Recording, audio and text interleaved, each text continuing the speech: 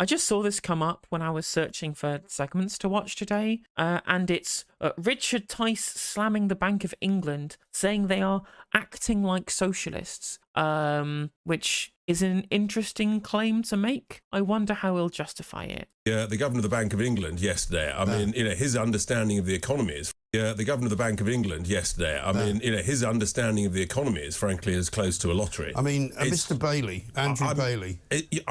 I knew he would do it, but it was so obviously completely the wrong thing to do. Yeah. Here is a man who frankly started raising interest rates way too late. Yeah. He had basically two jobs to do. One was to control inflation, and he failed at that. Well, he said he couldn't, didn't he? I mean, I can't believe I'm going to side with Andrew Bailey yet again and say, I think, based upon the evidence that he gave during the Treasury Select Committee, talking about all of the base effects that were there already, that were making inflation look higher than it was at the time, was a reasonable justification for his lateness in raising rates.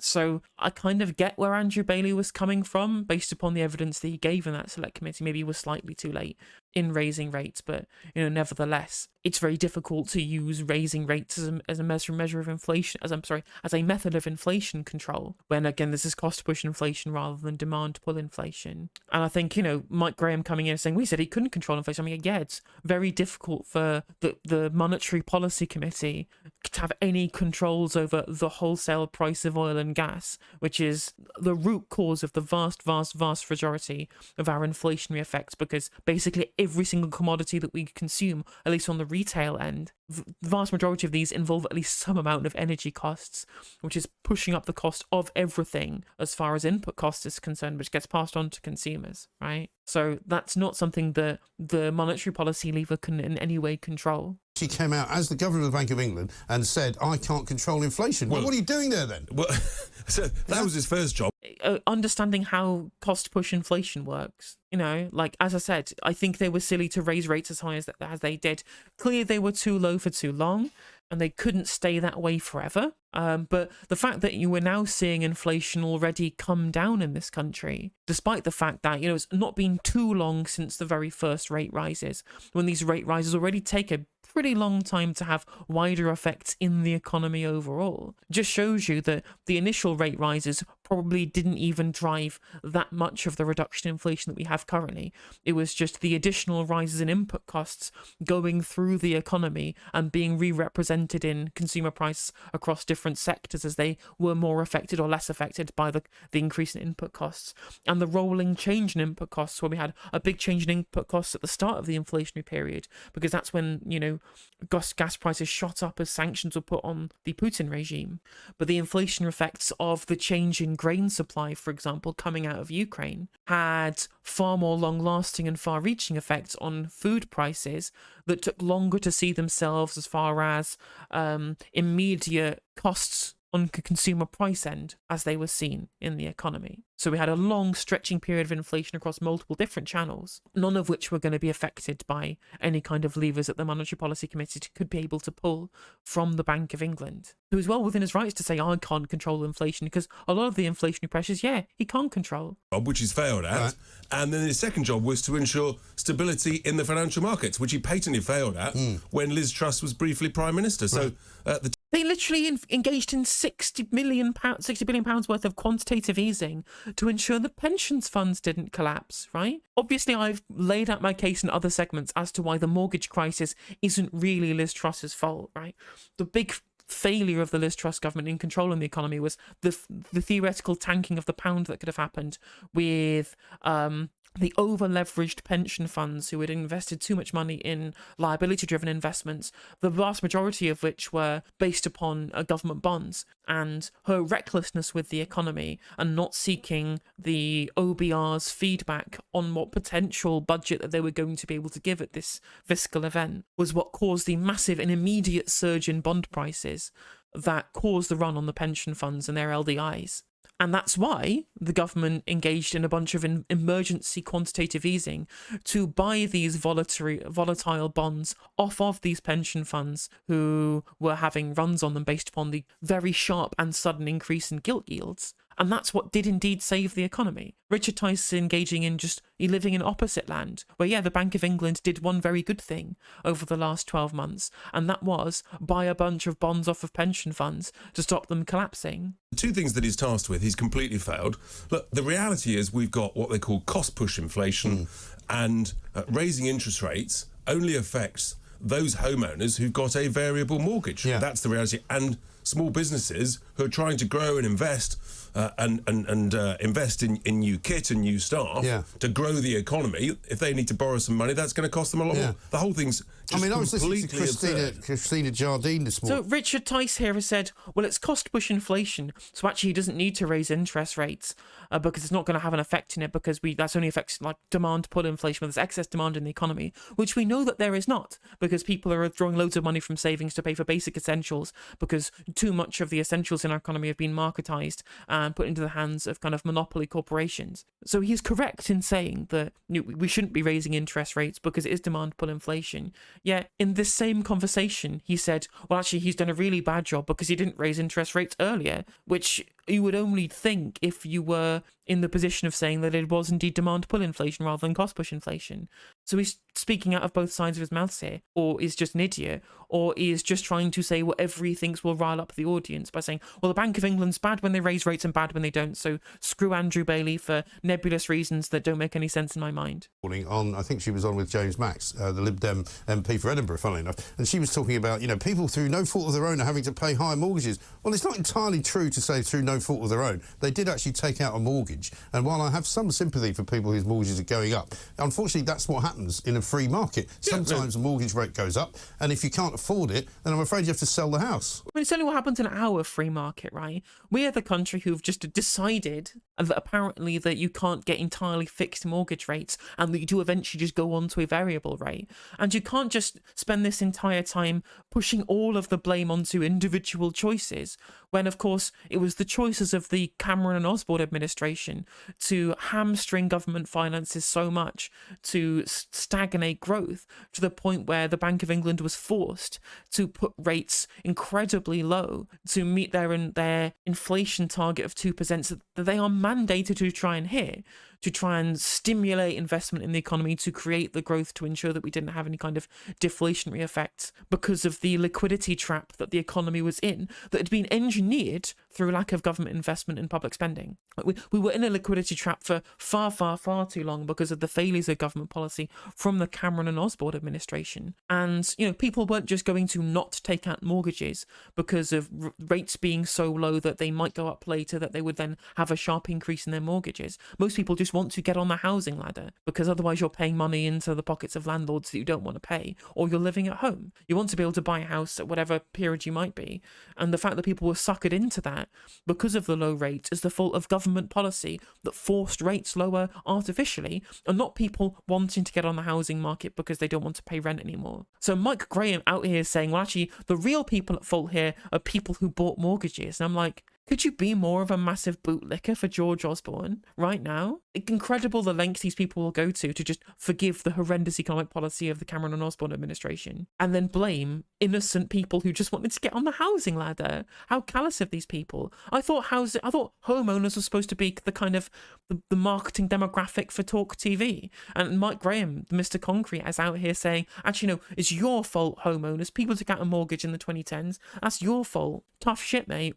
Should have planned for having a government that didn't know what they were doing with the economy. The point is, though, that people expect competence from the people running our key institutions. Yeah, I've got some bad news for them. And regrettably, that assumption has turned out to be totally and utterly flawed. I mean, if you could search for the fact that Mike Graham is such an idiot and also such a nasty person, that he's making Richard Tice look like the sensible one in this discussion, that really does show a kind of next level to which Mike Graham is just a gigantic dunce. Competency in Whitehall, you'd be looking for a long time. You'd be looking for frankly, you have got more chance of finding a winning lottery ticket at the moment. You really have. But the truth about what's going on is interesting, because we had a call yesterday from a guy who was in the banking sector in 2008, and he said to me that the LIBOR rates, which are the rates at which banks borrow money from each other effectively, are looking as if they're going in a very similar direction to what was happening in 2008. And he said to me that we are heading for a similar kind of banking crash. Well, that's why, and I think that's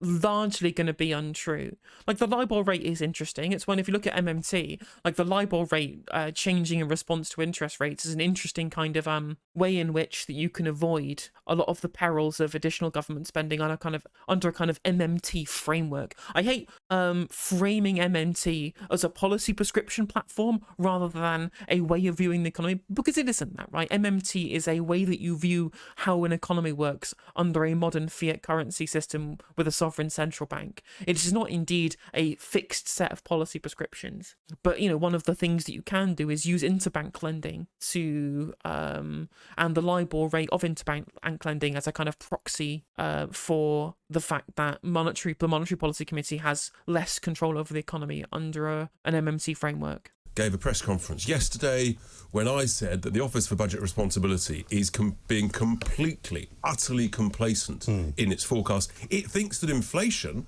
for the next 3 years after this current year is going to drop to below 1%. It's never been below 1% for 3 consecutive years in living memory. So it thinks inflation's going to drop to that level. In reality, I think it'll be somewhat more than that, which means higher spending. It means also you're going to have a much higher deficit, which means the interest rates will have to stay higher for longer. The government keeps just putting its hand in. I don't necessarily disagree with either of these positions. Like, making predictions on the future of inflation is an inherently risky business because a lot of the time it's all down to kind of global factors. But of course, I think that Tice is probably trying to use this to frame it as a problem of government spending, or as if inflation is, the current inflationary pressures that we have are a function of an increase in the money supply, which obviously there is no evidence that this is the case when we have seen the direct increase in everybody's prices on the retail end based upon the increase in input prices of both food and energy. So, but again, I think he probably is somewhat correct to say that it's very unlikely that inflation will be below 1% for the 3 years after the current set of inflationary pressures. I think that's a bit of a dovish prediction from the Office of Budget Responsibility. Into some secret vault and pulling more money out of it. Well, it's called the printing machine, so it just prints more money. But they've just given the teachers a pay rise. They've already given the nurses a pay rise. They haven't settled with the junior doctors yet, but I dare say they will. But they've also given loads more money to Ukraine. They've given loads more money to the welfare state because we've got 5 million. They're doing exactly the wrong thing. Yeah, they are acting. They've given money to the welfare state. I mean, they've given like a tiny uprate in benefits, which was a promise from the manifesto. Like, people voted for that shit. Okay, Mike, well done. And second of all, the tiny uprates in benefits that they had during the COVID period, that's all gone now. The additional cost of living payments, those have stopped. So the idea that they had have massively expanded the welfare state, that's not something you can really back up with any fact. I don't know what you're really getting at here, Mike. Yeah, they've settled with a bunch of their public servants because they are kind of forced to, because otherwise they would get castigated by the general public who want to see public sector pay rises when they get polled on these specific issues. And, the public sector pay increases are still less than the average pay increase in the private sector after going through 13 years of basically no pay increases, of pay freezes, of continual fall in their real terms pay. And, this is how strike action works. There has to be a negotiation. The welfare state, because we've got 5 million. They're doing exactly the wrong thing. Yeah. They are acting like socialists. Yeah. They're raising taxes, they're raising wasteful government spending. They need to do it. That's true. That's what socialism is. It's when the government does stuff. It's when you tax and spend. The more you tax and spend, the socialister it is, right? Because obviously Richard Tice doesn't understand what socialism is. Here's a great flowchart for all of the Dengists and libertarians watching, right? Do the workers own the means of production? If they do, it's socialism. If they don't, it's not. Welcome to my TED Talk. I mean, they're not even raising taxes that much, right? They are raising taxes on working people they shouldn't be doing.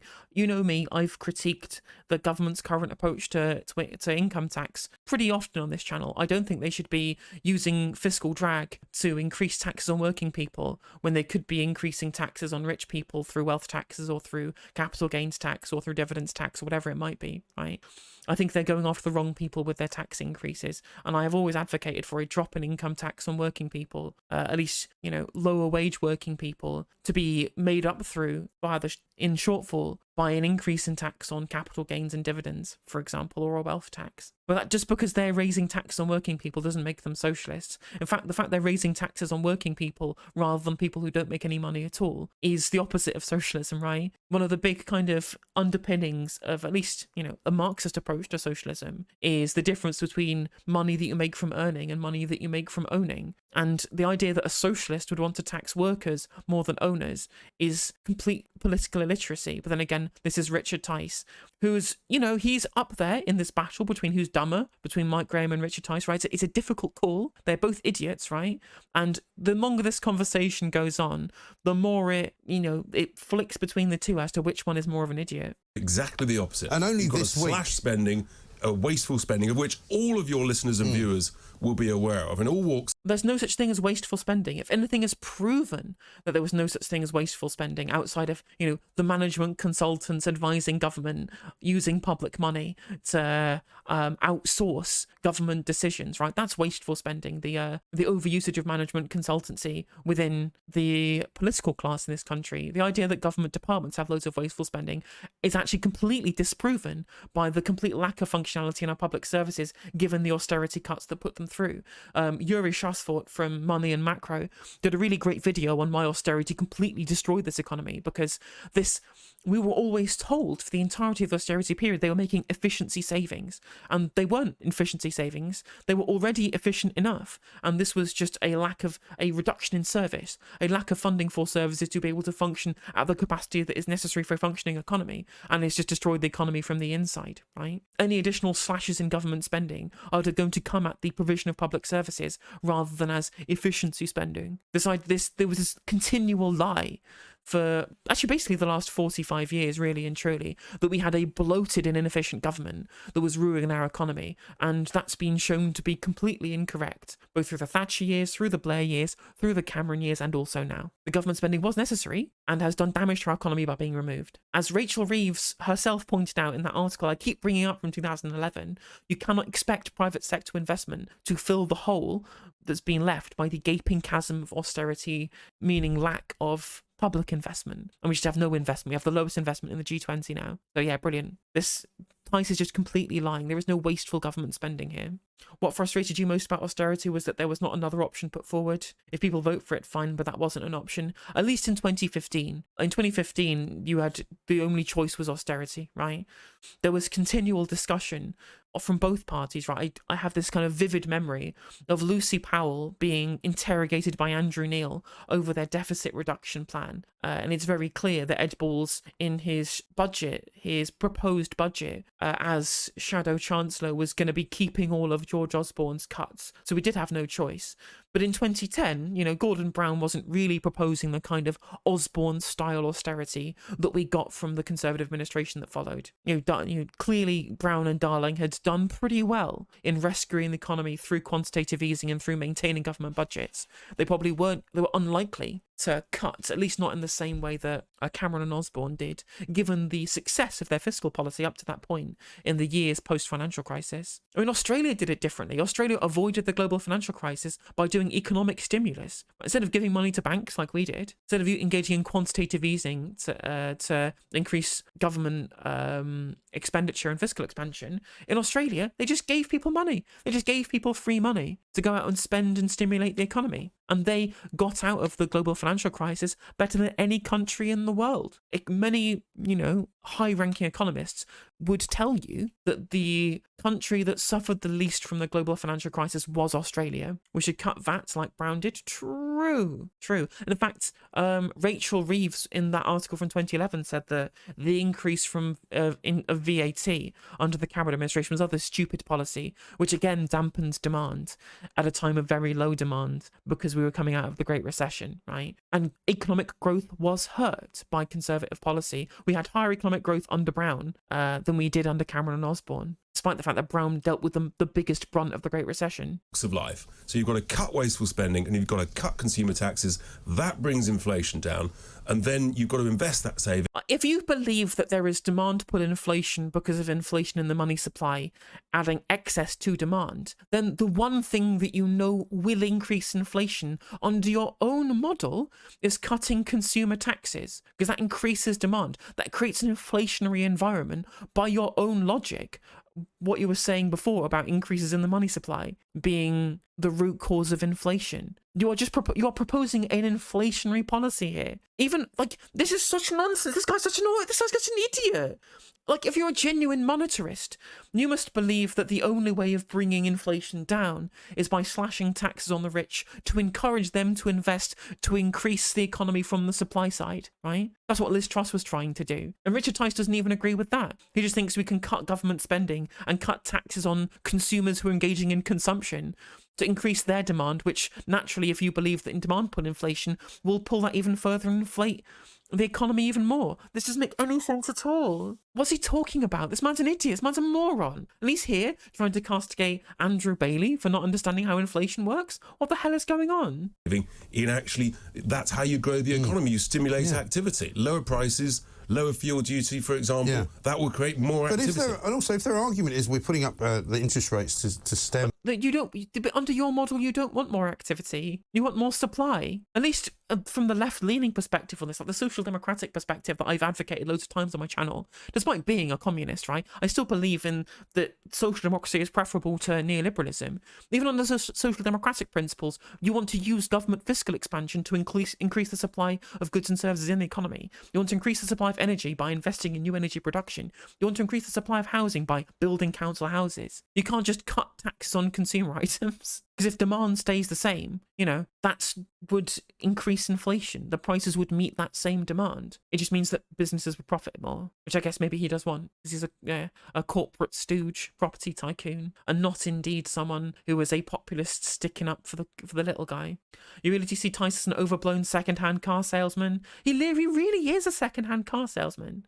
Inflation to stop it from going any higher. Why then are they putting up the prices of alcohol and putting more taxes on basically sellable items, because people have to spend more money? Because they are socialists and they are utterly stupid and they don't understand mathematically how inflation works. If you put taxes on things, guess what? The price goes up, inflation goes up, which is why we're advocating exactly the opposite. And I mean, he is indeed right about that. If you tax things, the price will increase. But if the demand is staying the same because the amount of money in people's hands that they are spending in the economy is staying the same, it will lead to, by increasing the prices of some goods and services through specific taxation on behaviour that you want to disincentivize, it will increase their spending on other areas of the economy as well. If they spend less money on alcohol, they have more money to spend on other things, which I guess would mean that those prices would rise in turn. OBR also, their growth forecasts, again, woefully optimistic.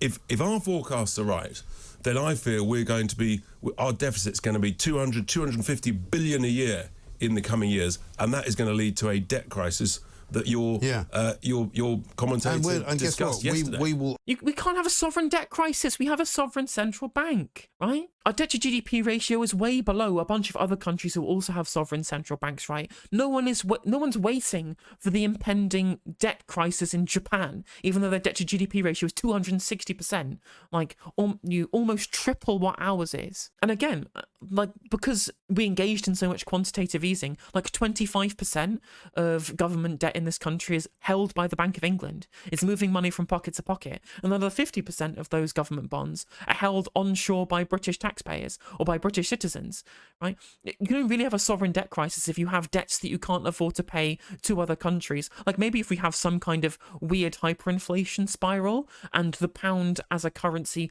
loses all value on international markets and we get a debt crisis from not being able to pay what small debt that's owed in foreign currencies that we do have, maybe you'd have a point. But I really don't see a situation this would happen in an economy as strong and as large as the UK's economy. I really don't see that happening. I think that's a a real kind of bold claim for him to be making here, especially if, you know, the government spending that does happen engages in new production of goods and services and commodities within the economy. If we, for example, reduced our current account deficit through having more production at home. Don't think too much into what they're saying. They haven't. I mean, that's true. I just like debunking these people because it's like they've been talking for 4 minutes and 21 seconds and have to spend another 23 minutes on top at time of recording to respond to the kind of nonsense these people are talking about. All have to pay the price, and meanwhile the NHS is begging for more money, which the government is planning to give them. Meanwhile, there's going to be more money spent on this North Sea oil exploration and the expansion of the carbon capture business, you know.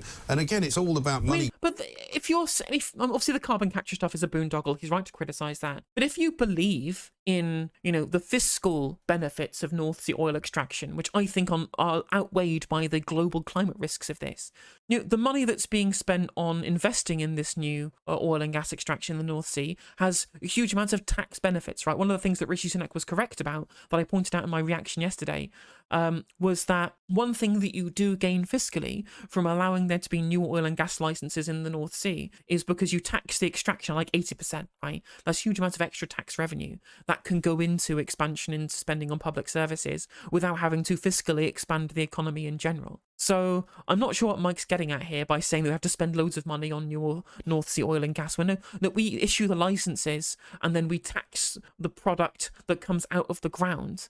The investment comes from the private sector that takes the licenses for the North Sea oil and drilling. Don't know what he's getting at here. Going out and nothing coming in. And what we need is you can't tax your nothing coming in. Like that's what the North Sea oil and gas, we tax at 80%, Mike. What the hell are you talking about? out of a crisis. You've got to grow your way out of a crisis. And the way you do that is you cut wasteful spending, you cut taxes for the private sector to get some growth going, to get some activity. That's what. Also, yeah, no, he is just being Liz Truss and quasi-quarting again.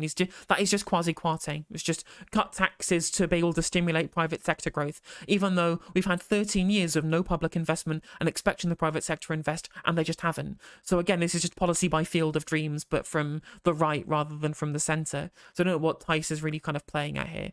This is very similar to the kind of criticisms that I have of the shadow cabinet in the form of Rachel Reeves, who think that you can just reform, ironically, given who Richard Tice is, that she thinks you can reform their way to growth with no more public sector investment. Like, no, you can tax your way to growth.